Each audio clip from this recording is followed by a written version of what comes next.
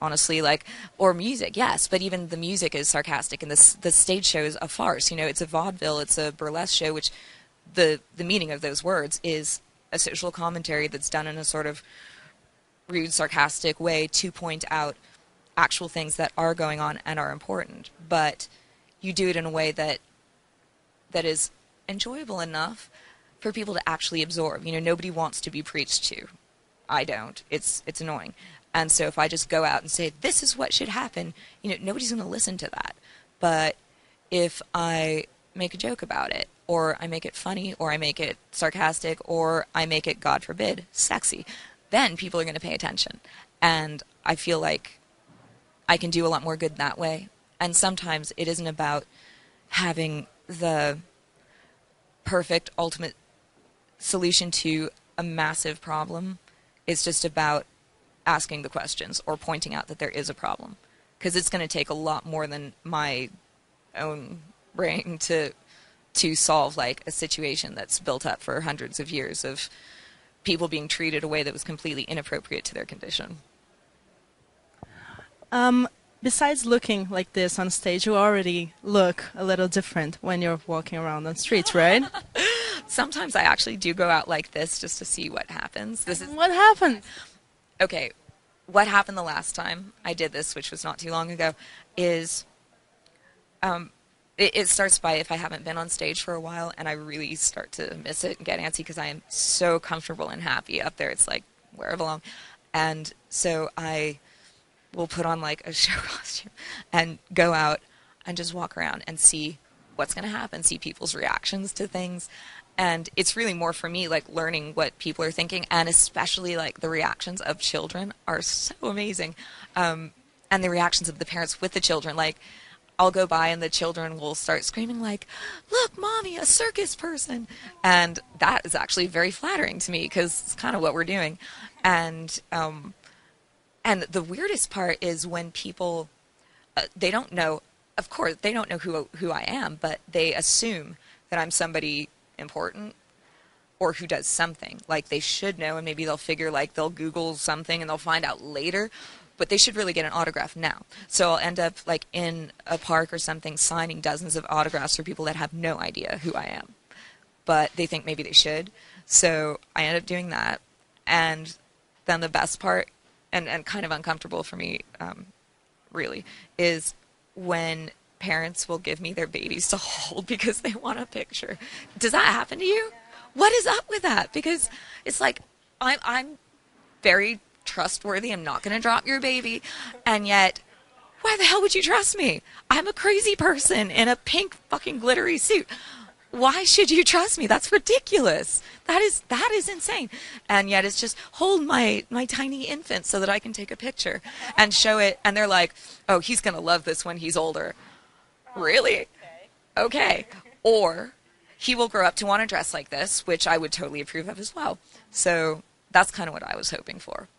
Okay, but were you this different when you were young, like becoming this teenager and learning how to deal with life? I think that I was different, but in a much less noticeable way, because I grew up, you know, as you probably know, like I didn't go to school. I stopped going to normal school when it's like 9 or 10. And that was exclusively because I needed more time to practice my violin, which is all I did at that time. And so being brought up in that very isolated, insulated world of classical music industry, of working with people a lot older than oneself, like, for years. And so I think I was weird because for years at a time, I literally had no friends even close to my own age. And I was fine with that because I didn't know. I was happy to be making music. That's what I wanted to do. Nobody made me do that. But that left me with literally no idea of what I was supposed to be like or what I was supposed to be into. And I'm only now figuring out music that was going on at that time. And it's really fun.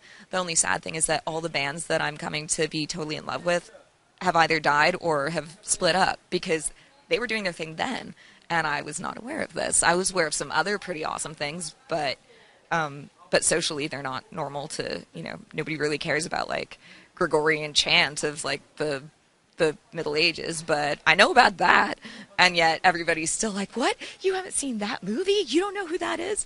So I'm trying. But yeah, my knowledge doesn't always match up with like what is popular, and it definitely didn't then.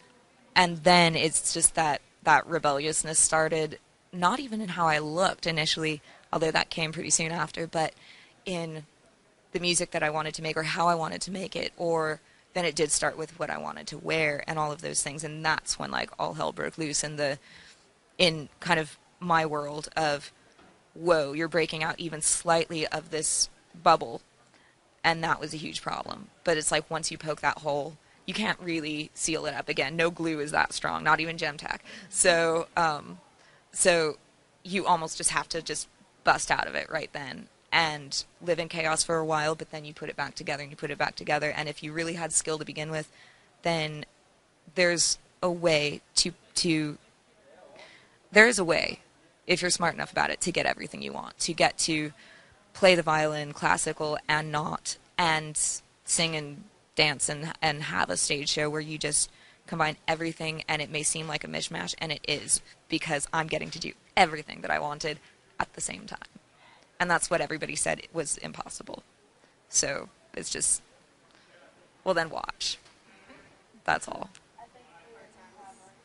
Cool. Thank you for giving me so much time. Thank you so much. You're amazing to talk to. Thank you so much. Thank you. Thank you.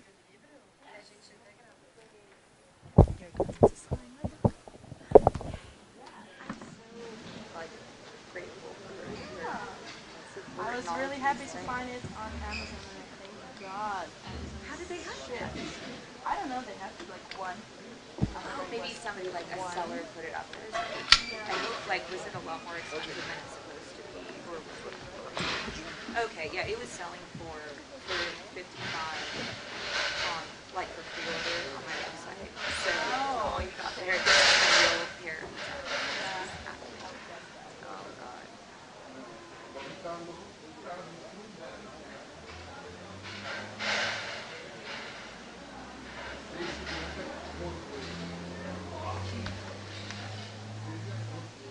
I even go along when I write it.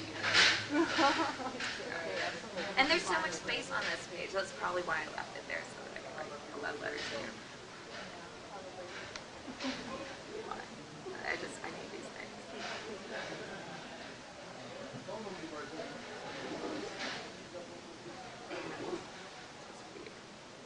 You get my two very, very special photographs. You actually get both. People only get one, but you get. God, I just had a moment where I looked down. I was like, "Am I having a wardrobe malfunction?" I kind of hope so, because this book will go for a lot more after that. But yeah, if I see this somewhere and there's like a big blue dot over here, I'll know. A big blur. Yes. It's like, what is wrong with her tits? Are they naturally blurry? That happens.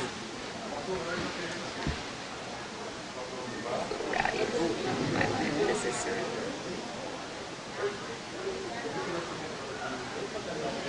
This is Basil. His first, this is true, his first and last names are Basil. It's Basil. Basil. He is so fun. Yeah. Thank you so much. Thank you so much. I so appreciate everything. I have to tell you that your friends hate me. How did that happen? You know the underground reflection about, I don't want my favorite artist to be... Oh, that's a whole other interview, which is like, I've gone on a kind of rant on my forum, like journal posts about that, which is just like, wake up everybody. One, if you want us to stay little indie and homegrown and small forever, get prepared for us to have to quit and start working at McDonald's. Yeah, that's what I told everyone about it. And two, like, give us some credit and don't assume that because the work that people do is getting a little more known, they're just going to change and do something. 3. When people say, "Oh, you've changed." Exactly. Really? Are we not allowed to evolve? Like, that's kind of like being an alive human being. That's how you know that somebody's not really a manufactured, put-together pop star, is if they change. Because I know that if you are a manufactured, put-together pop star, that's the one thing you are not allowed to do. And if you do, it's a big, big problem. And for anybody who's worried about, like, that or my being controlled or whatever, I've fired pretty much most of my... I've hired 2 managers in the past 3 months, and I'm totally self-managing, and it's crazy, and it's the only way it's going to be from now on.